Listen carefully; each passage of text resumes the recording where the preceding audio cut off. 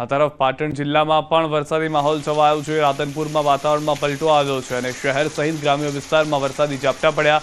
રાધનપુર, કલ્યાણપુરા, મોટી પીપળી સહિત વિસ્તારમાં વરસાદ વરસ્યો। વરસાદ વરસતા ગ્રામ્ય વિસ્તારના માર્ગો પર વરસાદી પાણી વહેવા લાગ્યા।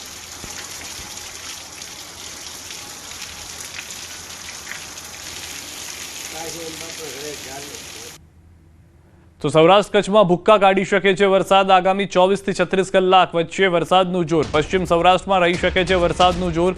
કચ્છમાં પણ ધોધમાર વરસાદની સંભાવના છે। દ્વારકા, પોરબંદરમાં થઈ શકે છે અતિભારે વરસાદ।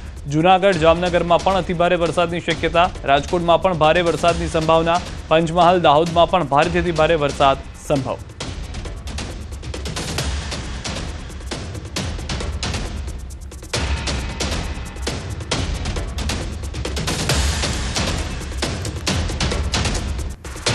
अन्य समाचार पर नजर करिए। મહેસાણા દૂધસાગર ડેરીના બોર્ડ મીટિંગમાં હોબાળો। ચેરમેન અશોક ચૌધરીએ વાઇસ ચેરમેનને લાફો માર્યો હોવાનો આક્ષેપ। વાઇસ ચેરમેન યોગેશ પટેલ અને તેમનું જૂથ બી ડિવિઝન પોલીસ સ્ટેશન પહોંચ્યું છે। ચેરમેન અશોકભાઈ ચૌધરી સામે ફરિયાદ માટે પહોંચ્યા છે વાઇસ ચેરમેન યોગેશ પટેલ। યોગેશ પટેલ સાથે ડિરેક્ટર કનુભાઈ ચૌધરી અને ડિરેક્ટર એલ કે પટેલ પણ ફરિયાદ માટે પહોંચ્યા હોવાની જાણકારી। પ્રશ્ન પૂછાતા ચેરમેને ઉશ્કેરાઈ લાફો માર્યો હોવાનો આરોપ। ભાજપના મેન્ડેટથી બન્યા છે ચેરમેન અને વાઇસ ચેરમેન।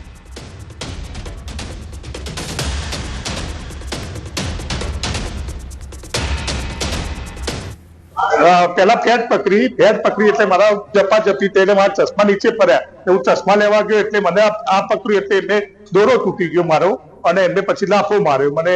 અને મારા બે ભાઈઓ ના હોત, કનુભાઈ ચૌધરી અને એલ કે પટેલ, તો મારી જીવ જોખમમાં હતો। વાઇસ ચેરમેન શ્રીએ જે પ્રશ્નો પૂછ્યા હતા એના બધા જ અમે ખુલાસા આપ્યા, છતાં પણ એ પછી ઉગ્ર થઈ ગયા અને ઉગ્ર બોલાચાલી કરવા લાગ્યા, અપશબ્દો બોલવા લાગ્યા। છતાં પણ અમારા બોર્ડના સભ્યોએ એમને સમજાવ્યા કે તમે વાઇસ ચેરમેન છો, તમને આ સોંપતું નથી। છતાં પણ એ મર્યાદા ચૂકી અને ખરાબ શબ્દો બોલતા હતા। એ પછી બોલ્યા પછી અમે લોકોએ પણ એમને સમજાવ્યા પછી એ આ જે વાત કરે છે હાથ ઉપાડવાની બધી, એ બિલકુલ પાયવેવાની વાત છે।